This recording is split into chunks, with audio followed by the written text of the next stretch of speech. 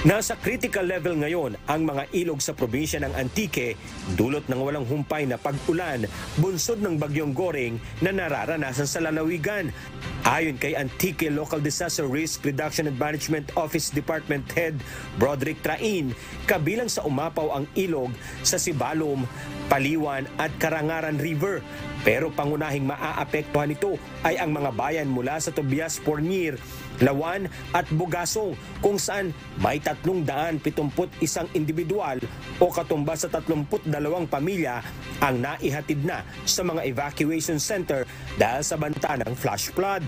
Posibleng madadagdagan pa ang bilang dahil hindi pa rin umano nakakapagsumiti ng kanilang report ang 3 barangay na apektado mula sa bayan ng Sibalom. Maging sa bayan ng Patnungon, 150 individuals naman ang inaasahang ililikas sa bayan ng Bugasong. Nakaready na po yung ating augmentation sa ating mga municipal LGUs para sa ating mga evacuation for kanilang mga needs, especially yung relief goods. So ready na po at yun lang inaayos natin yung mga evacuation center na pagdadalan sa kanila aside of course sa ating mga na sa ngayon ay ginagamit din na temporary shelter ng ating mga displaced persons. Sa barangay Bulwangan sa bayan ng Valderrama, makikita sa social media post ng ilang residente ang pagragasa ng tubig baha.